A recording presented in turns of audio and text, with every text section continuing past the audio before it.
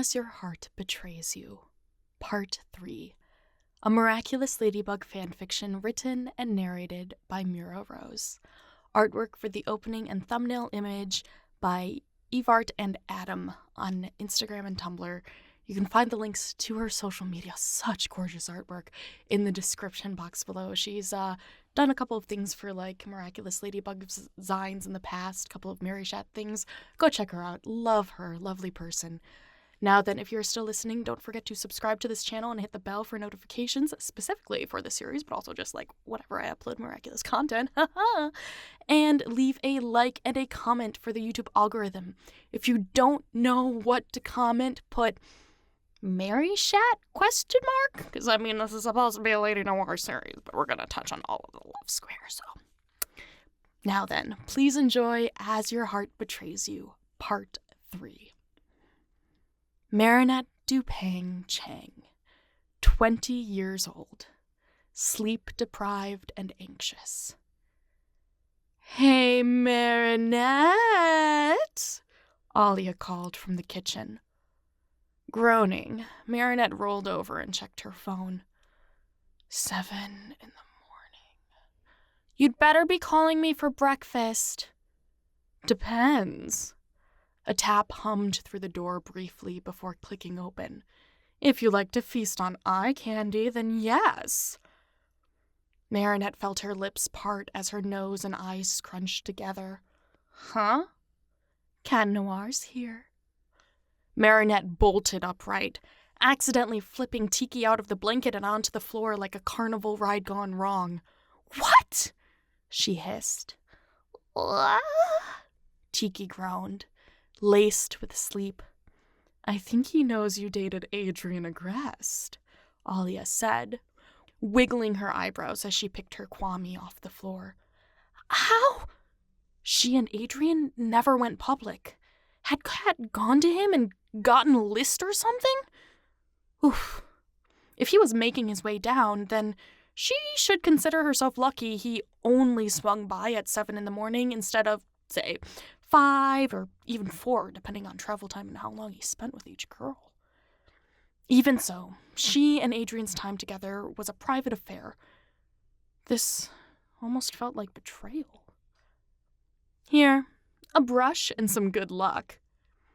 Alia held out Tiki, palm up, but spoke into the hairbrush like it was a microphone, lowering her voice into an announcement. "Is he here for a date? Or to confirm your past dates? Find out more about this miraculous love story just beyond this door." "Give me that." Marinette yanked the brush out of her hand after securing Tiki into her pajama top pocket. "Did you even sleep?" My thoughts got stuck in a goofy loop." I see." "Oh, don't do that." "Just tell him." "What, my identity?" She smirked. "Why not? At this point, don't date him. He's a man-child in a studio apartment without running water." Alia's face scrunched as Marinette ran her brush through her hair. "Wait, really? How do you know that?" "Been there." Her gasp was more than enough to know what facial expression matched. "Marinette! And you didn't tell me? When was this?" A wicked grin split across her face. "How long have you been visiting the bachelor's pad?" "Is he waiting in the hall or in the kitchen?" "Poop on you." Alia crossed her arms. "Don't think you're going to get out of this interrogation just because there's a grown street cat on the other side of this door." "I'm worried about him hearing through the door." "You look cute. Now go ask him on a date, Cat Mary." "Wait, no. Kari?" Alia tried a few names. "MariChat," she exclaimed, knocking her fist into an open palm. "And here I thought you were a LadyNoir stan," Marinette said, opening her bedroom door as she bundled her hair into a ponytail. "A LadyNoir shipper? In this house?" Cat's chuckle caught her ear, and she turned to him, running her hands to her hips for a Supergirl pose. "We're all for your happy love story, kitty." she shot back. Does that mean you'll go on a date with me? He put a hand to his chest, face beaming at her words. MariChat just doesn't have the right ring for this story. Sorry. I'm sure there's someone, he glanced at the bedroom door, who'd be happy with that ending. What are you up to? Looking to pan a free breakfast with my parents together? That wasn't the plan, but I'm all for your father's choco croissants. Careful, a non-French person might try to lecture you for using the Western pronunciation. What can I say? I'm an American on the other side of the screen. Come on, she said, grabbing her purse. The morning crowd should battle out, so it's a good time to leave before the old folk plant their bottoms. You sure you want to go out with a leather-clad bachelor in pajamas? Marinette looked down, sighed, then nodded her head. Thank you, Cat Noir, she called over her shoulder, retreating to the bedroom. So, is it a date? Alia hissed as she stepped inside, opening her dresser to look for an old t-shirt or something. Maybe a romper. We're going to my parents for breakfast. Ooh, a little carb bonding. Love that. Me and Cat already have a relationship that doesn't involve Ladybug. I don't want to ask him why he's doing something natural, although not an everyday action, without drawing too much attention. Do you think you're his first stop of the day? Stop grinning, please. Sometimes I wish there were still a terrorist so you and Cat could go back to precarious positions together. You forget our last terrorist is one of the reasons Adrian and I broke up in the first place. And at the time, I thought it was the Black Cat's turn for some luck. Marinette threw a sock at her before grabbing another. Jeans on with the going-out blouse tied to match. I'm going to make you pay the rent by yourself this month if you keep it up. Ooh! Alia made a stitching motion over her lips. Hey, Cat said, standing by the door to leave when she came out. You look nice. Silver tongue. Marinette flipped her ponytail for effect. Thank you. His warm smile fluttered her heart. You see that LadyNoir poster yesterday? He opened the door for her, then followed behind. Yeah, crazy Photoshop, right? You weren't even gonna doubt it? You've been trying to date her on and off for the better half of a decade. Why should I think she's broken up with that boyfriend she talks about on shows and charity galas? She'd turned to smirk, but had to bite back a laugh at his wrinkled chin, lips in a perfect Cat Noir pout. You should be a motivational speaker, Bluebell. She laughed, her turn to open the door for him as they left the building. I'm just here to keep the Miraculous holders humble. Oh, does that mean you talk to Ladybug too? We both know I live with Rena Rouge. It'd be strange if I didn't have contact with your spotted love. He stopped walking, palm over his mouth when she turned back. Have you... he began, sighing through his fingers. What? Have you ever met him? The boyfriend? What, you think he's fake or something? Cat twitched at the jab. I trust Ladybug. It was her turn to twitch, but this time with a knife to her lung. Ah! She's just such a private person, so I, want to know if she's happy with him, if he treats her right. If you're more handsome than he is? He grinned down at her, walking again. Oh, no.